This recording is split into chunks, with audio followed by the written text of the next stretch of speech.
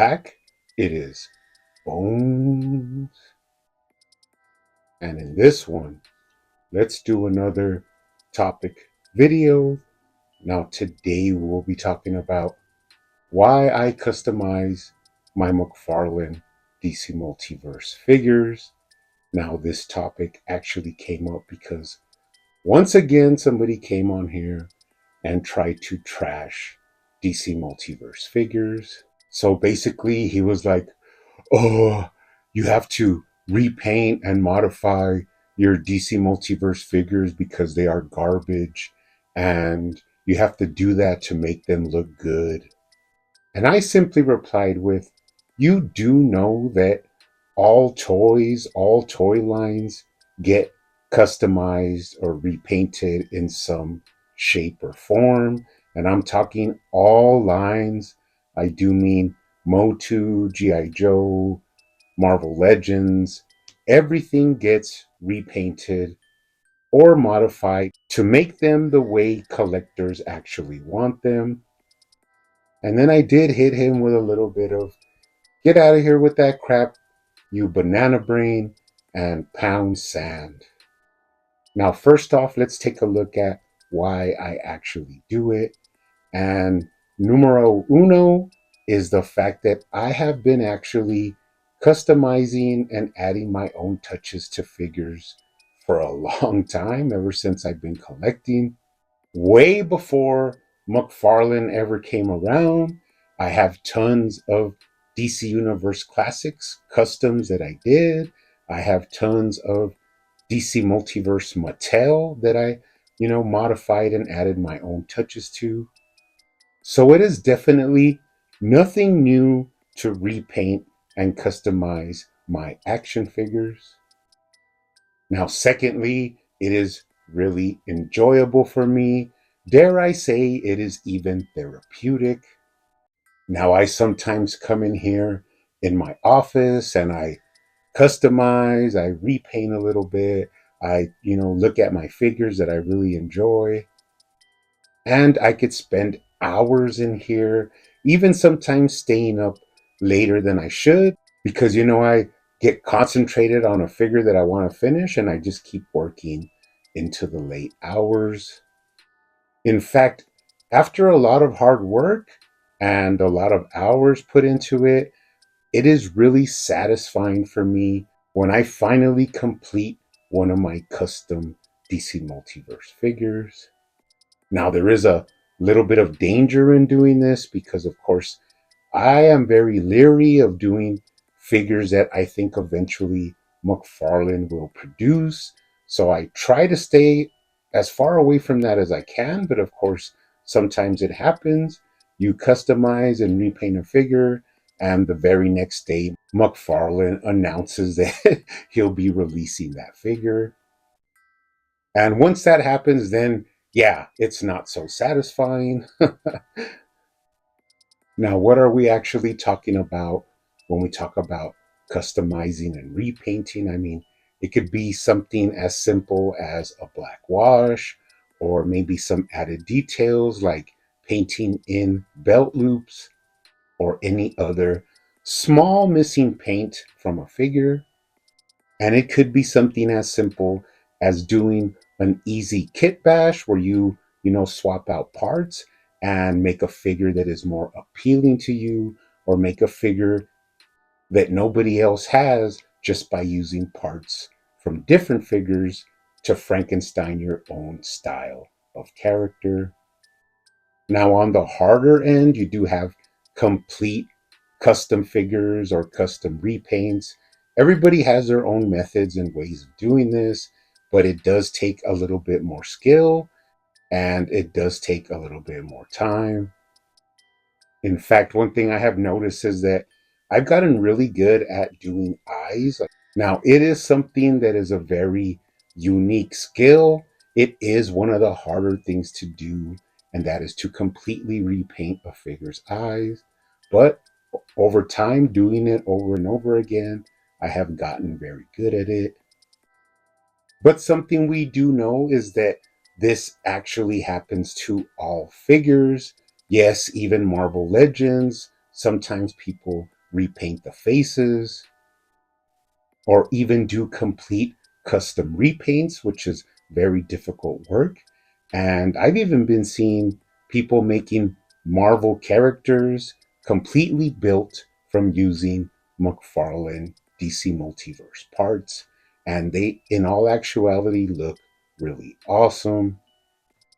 So you kind of do lose a lot of your argument when we come to realize that all lines do get repainted, do get customized, and in fact, all lines do have their problems. Oh, but that's different because these figures are great figures. People are just, making them fantastic figures because in the end, McFarlane figures are crap. Wrong. Wrong. You can't have it both ways. You cannot praise a Marvel Legends repaint and then crap on the same thing being done to a DC Multiverse figure. And trust me, I have done my homework. I have seen all lines being customized or fixed or modded or repainted. So attacking me for doing it with DC Multiverse, you might as well turn around and attack all customizers. From a $20 DC Multiverse figure to a $100 Mafex figure, and even Mezco figures sometimes get their pajamas redone. Now, another thing I see a lot of is modding, and I don't know why sometimes I kind of don't feel comfortable modding the waist of the DC Multiverse figures to give them, a little bit more crunch, and I just don't feel like doing it, and it's not that big of a deal to me. But what I have seen is that all lines will have, videos on here and they're showing mods of different lines. And of course, what that is for is to add more range of articulation and to add a little bit more dexterity when they pose their figures for figure photography. And another interesting thing is that I have never once stated that McFarlane's DC Multiverse is perfect. I mean, I think I even made a video once where I mockingly said on the title, I did say that DC Multiverse is perfect. But when you actually watch the video, I actually said how it's not perfect. And nobody is trying to say that it is perfect. It does have its problems, just like any other action figure line also has problems. Now, it is a cheaper line for retail, so there does seem to be a lot more little details that are off, but it is something that just goes with the territory, and I am actually fine with that. But it is kind of strange that you kind of get that feeling that sometimes people act like other lines are perfect, legends, Mafex. They act like they have no problems or issues, when in reality, I do know different. I have seen tons of repair videos. I have seen a lot of images online where Mafex broke on somebody, and that's just part of the action figure game. And although we don't enjoy it, and it's not really fun, it is something that happens in all action figure lines. And I will be honest with you, there are some, repaints or some lines that I don't enjoy, and I see images of them and it looks pretty good, but it's just something that I'm not a fan of.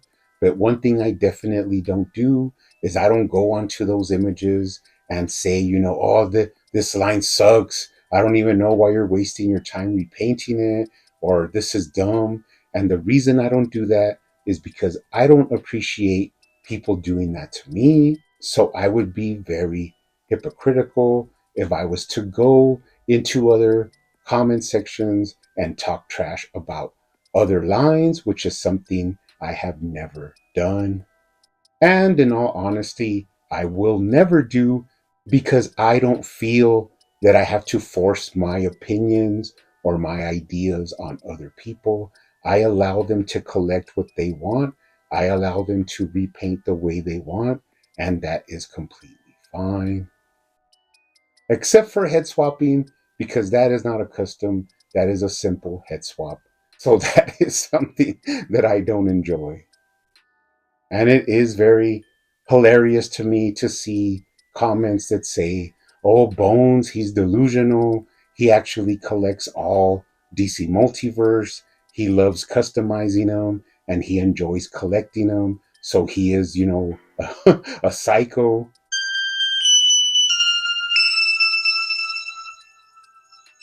Guess what? I am not the only one. Even my boy Toy Gaines, he recently did a repaint of his DC Multiverse Owlman figure. And I have to say, with just the little touches that he added, he made a $20 figure look like a $50 figure. And it looks fantastic. Woo! So what? Is he delusional as well? Well, let me tell you something. Leave all my fellow collectors alone and put everything on me because I am not afraid to put myself at the front. And you guys could talk all the smack you want, but in the end, it will not change anything. But, anyways, guys, those are my thoughts on this. Let me know what you guys think. But in the end, keep hunting out there, keep collecting, keep customizing, and I will see you on the next one.